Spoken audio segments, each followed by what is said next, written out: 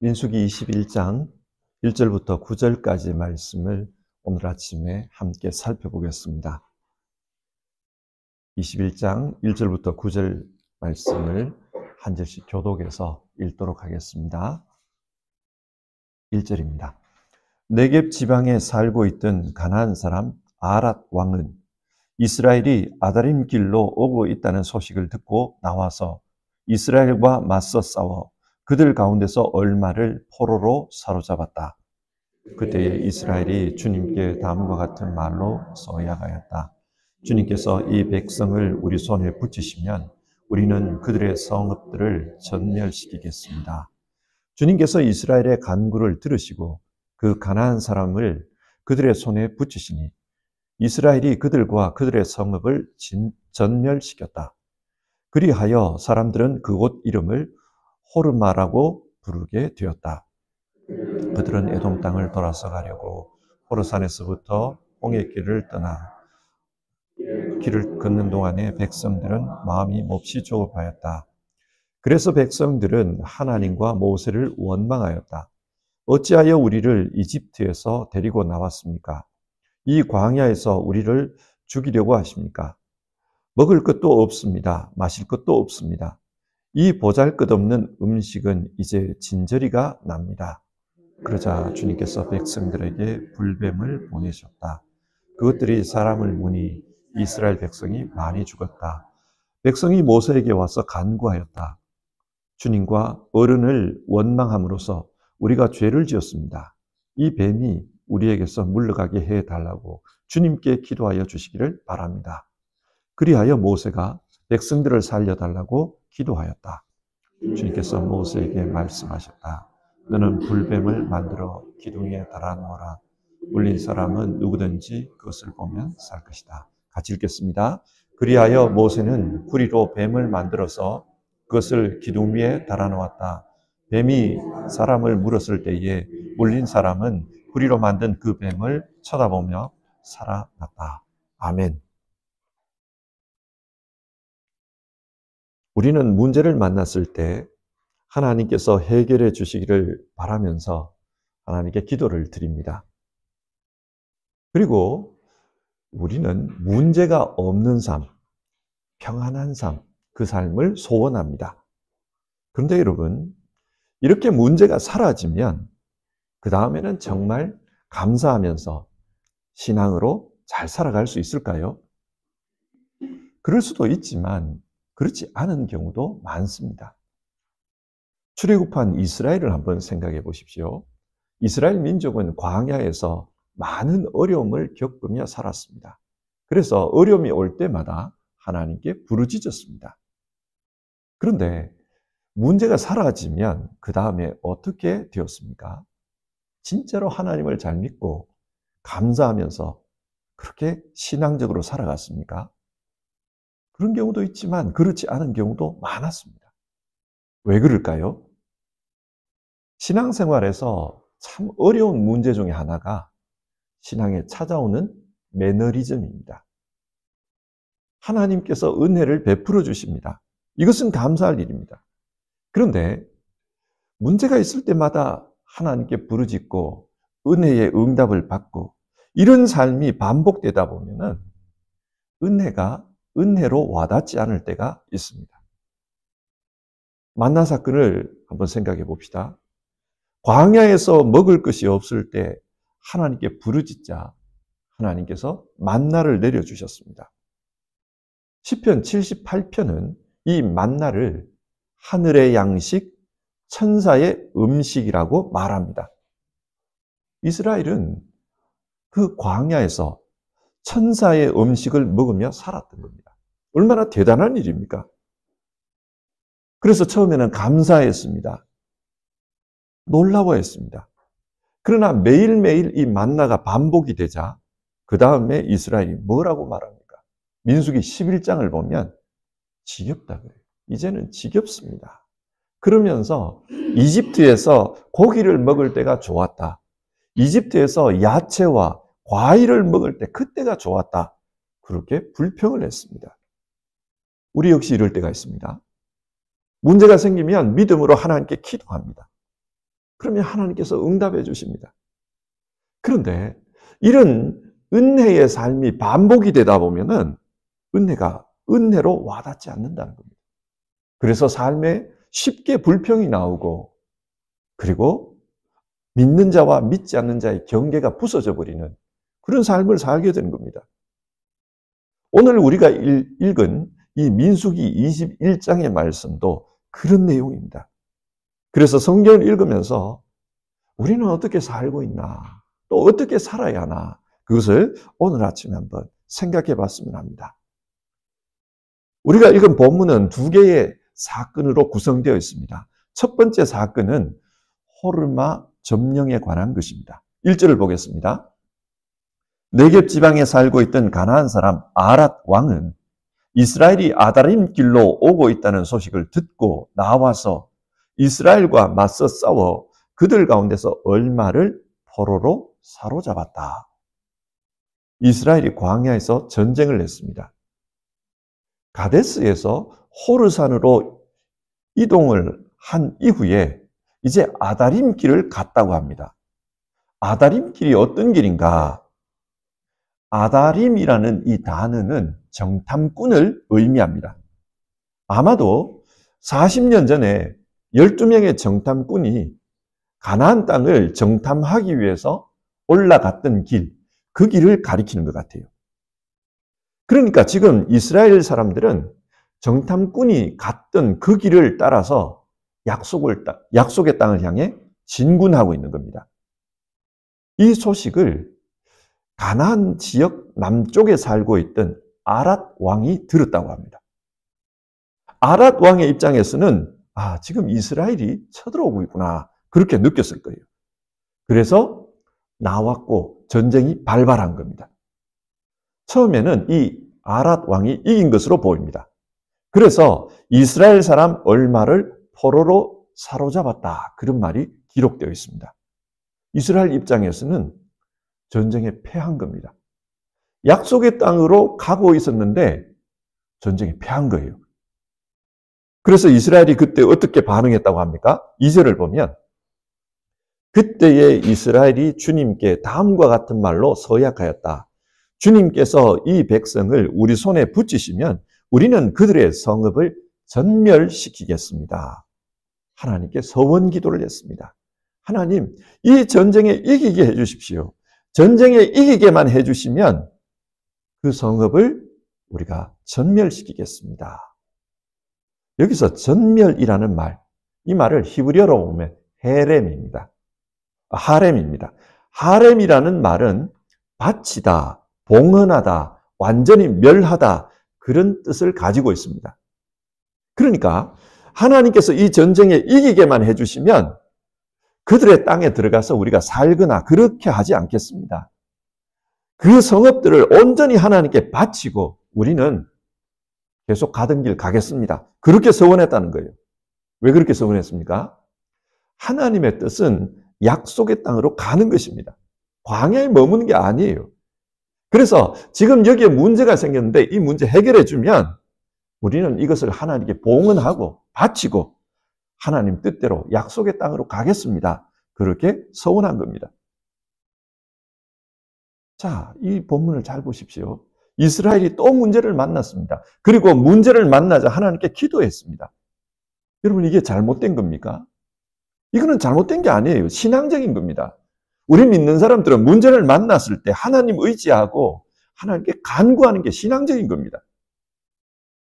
그래서 하나님이 어떻게 응답했다고 합니까? 3절을 보면은 주님께서 이스라엘의 간구를 들으시고 그 가나안 사람을 그들의 손에 붙이시니 이스라엘이 그들과 그들의 성읍을 진멸시켰다.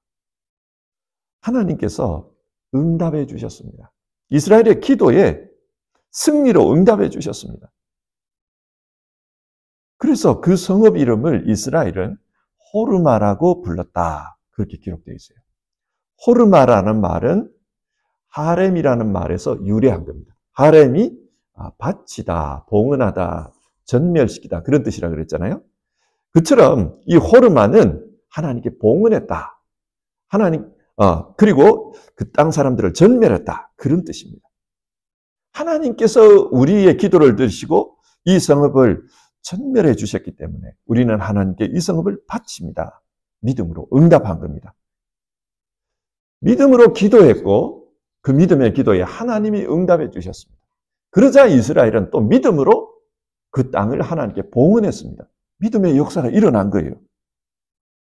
이어서 두 번째 사건이 나오는데요. 4절에서 9절을 한번 보겠습니다. 두 번째 사건은 구리뱀 사건입니다. 그런데 이 일이 왜 발생했는가? 구리뱀 사건이 왜 발생했는가? 이스라엘이 호르마에서 승리를 거둔 이후에 계속해서 진군했다고 합니다. 믿음으로 걸어간 것입니다. 그런데 20장을 보면 에돔 사람들이 에돔 땅을 지나갈 수 없다. 그렇게 말했기 때문에 또 하나님께서도 허락지 않았기 때문에 에돔 땅을 우회했다고 합니다. 돌아가는 거예요. 그러자 사람들의 마음이 조급해졌습니다. 4절, 길을 걷는 동안에 백성들은 마음이 몹시 조급하였다. 여기서 조급했다는 이 말은 마음이 급하다 그런 뜻도 있지만은 다르게 번역하면은 인내심이 다했다 그런 의미도 있습니다. 사람들이 지금 인내심이 바닥났다는 거예요. 왜 이렇게 됐을까요? 5절을 보면 이런 말이 나와요. 백성들은 하나님과 모세를 원망하였다.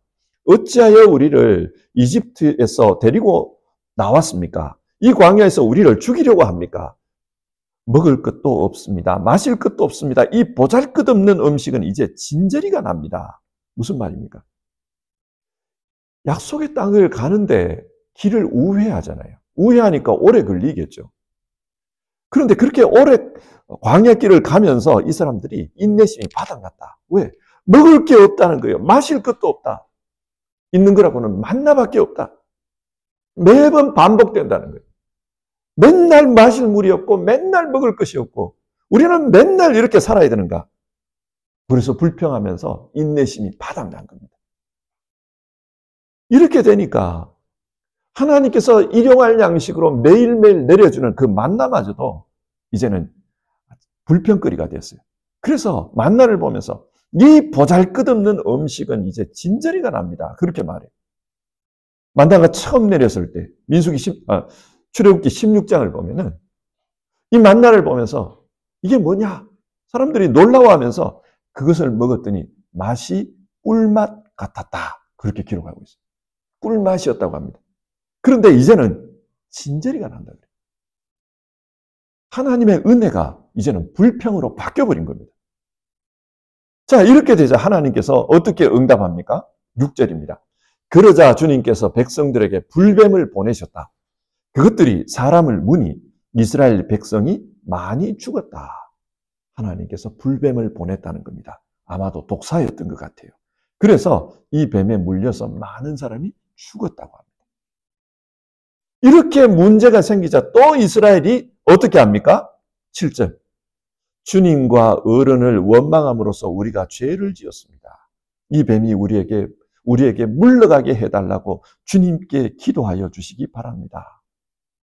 모세에게 찾아와서 하나님께 중보기도 해달라고 또 그렇게 요청을 하고 있습니다. 그러자 하나님께서 어떻게 응답합니까? 8절입니다. 너는 불뱀을 만들어 기둥 위에 달아놓아라. 물린 사람은 누구든지 그것을 보면 살 것이다. 하나님은 모세에게 구리로 뱀을 만들으라고 합니다. 그리고 그것을 기둥에 달아놓으라는 거예요. 그 구리뱀을 쳐다보는 사람은 살 것이라고 했습니다. 자, 이런 질문 한번 해봅시다. 하나님은 지금 하나님을 믿고 기도하고 있는 자기 백성에게 왜 이런 해법을 제시한 것일까요? 그냥 치료해 주지를 않고 말도 되지 않는 방법으로 이야기를 해요. 이걸 쳐다보라는 거예요. 하나님 보실 때 지금 문제의 원인은 이스라엘의 믿음입니다. 문제가 생기면 해결해주고 이러다 보니까 하나님의 은혜를 당연하게 여긴다는 거예요. 그러면서 영적 매너리즘에 빠져버렸습니다. 이런 영적 매너리즘 상태에서 보면은 지금까지 지내온 모든 주의 은혜도 이게 은혜가 아니라 불평이라는 거예요. 호르마의 승리도 잊어버렸습니다. 만나도 하찮은 음식이 되어버렸습니다. 하나님은 이 문제를 눈을 고쳐야 된다. 눈을 고쳐야 된다. 그렇게 생각해요. 인간적으로 생각해 봅시다. 독사에게 물렸는데 기둥에 달린 그 구리뱀을 쳐다본다고 그게 무슨 치료 효과가 있겠습니까? 인간적으로는 말이 안 됩니다. 독사에게 물렸으면 약초를 바르든지 아니면 그 약초로 약을 달여 먹든지 그렇게 해야지 기둥에다가 구리뱀 만들어 달아놓는다고 해서 그게 무슨 효과가 있겠습니까? 그러나 하나님이 말씀하셨으니까 치료되겠지. 그렇게 믿고 그것을 바라보면은 나을 거라는 겁니다. 하나님께서 이걸 통해 원하시는 것은 보는 눈을 바꿔라. 그겁니다. 인간적인 눈으로 바라보지 말고 믿음의 눈으로 바라보라. 그걸 원하는 거예요. 믿음의 눈을 가지고 살아야 그래야 이 문제가 해결되지. 그렇지 않으면 해결이 안 된다는 겁니다. 여러분 지금 광야를 걸어가고 있어요. 광야를 걸어가는데 어느 날 갑자기 내가 믿는다고 해서 그 광야가 새하늘 새 땅으로 바뀌겠습니까? 광야는 여전히 광야입니다. 하나님께서 요구하는 것은 그 광야를 바라보는 눈이 바뀌어야 된다는 거예요. 그러면 그 속에서도 하나님이 주신 은혜가 어마어마하게 숨어 있다. 그걸 말씀하는 거예요. 요한복음 3장을 보면 예수님께서 이 구리뱀 사건을 언급을 하십니다. 예수님 자신도 기둥에 구리뱀을 단 것처럼 자신도 그렇게 십자가에 달릴 거다. 그 이야기를 합니다. 그리고 그 주님을 바라보는 사람은 영생을 얻을 거라고 약속하십니다. 뱀은 죄의 상징입니다. 뱀은 절대 좋은 의미가 아닙니다. 죄의 상징입니다. 구리뱀이 그 기둥에 달렸다는 것은 죄가 심판을 받았다는 말입니다. 그처럼 예수님께서 십자가에서 우리 대신 심판을 받을 거라는 겁니다. 예수님께서 나 대신 심판을 받았다. 그것을 믿으면 우리에게 영생이 주어진다는 거예요. 하나님께서 우리 죄를 용서하시고 우리에게 영생을 주신다. 그걸 이야기하신 겁니다. 자, 왜 이렇게 하실까요?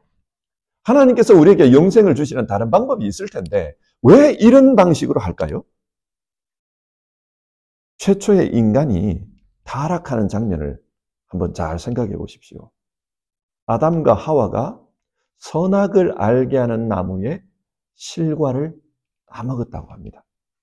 선악을 알게 하는 나무, 이게 중요해요. 여기서 선악할 때 그 선, 히브리어로 보면 토브입니다. 토브는 독일말로 굿입니다. 굿, 좋다. 그런 뜻이에요. 내게 좋은 것이 좋은 거예요. 그게 토브입니다. 악은 라라는 뜻입니다. 라.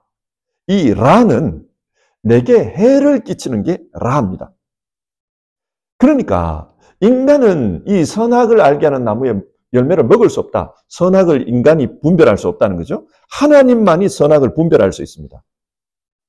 이 말을 문자적으로 생각하면 하나님께 좋은 게 선이고 하나님께 안 좋은 게 악이라는 말입니다. 그러자 인간이 이런 생각이 드는 거예요. 뭐라고? 하나님께는 좋고 하나님께 좋은 게 선이고 우리에게 좋은 거는 선이 아닐 수도 있네. 이렇게 되는 거예요. 세상에 그런 게 있지 않습니까? 하나님에게는 영광이 되는데 우리에게는 고통이 되는 그런 일들이 있잖아요. 그런데 그게 선이라는 겁니다. 그러니까 인간이 어떤 생각이 듭니까? 와, 하나님 이기적이다. 우리는 고통당하는데 자기는 그걸 영광이란다. 하나님이 이기적이라는 생각이 드는 겁니다. 그러면서 하나님이 이기적이라면 나도 그러면 이기적으로 살겠다.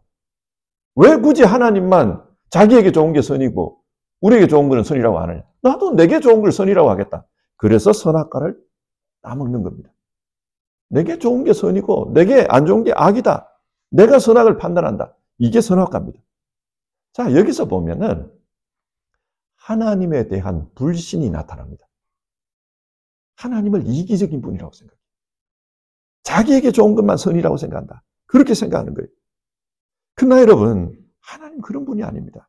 그래서 하나님 자신이 그런 분이 아니라는 것을 어디에서 보여주는가? 십자가입니다. 십자가에서 하나님은 우리를 위해서 자기가 죽을 수도 있는 분이라는 걸 보여주는 거예요. 우리의 죄를 위해서 하나님은 자기 생명을 내놓을 수 있다. 그걸 보여준 겁니다. 우리를 위해 자기를 내던질 수 있는 그 하나님. 그 하나님을 믿고 받아들이면 그 사람에게 영생이 주어진다. 성경 그걸 말하는 겁니다. 그러니까 하나님을 바라보는 눈이 바뀌어야 된다.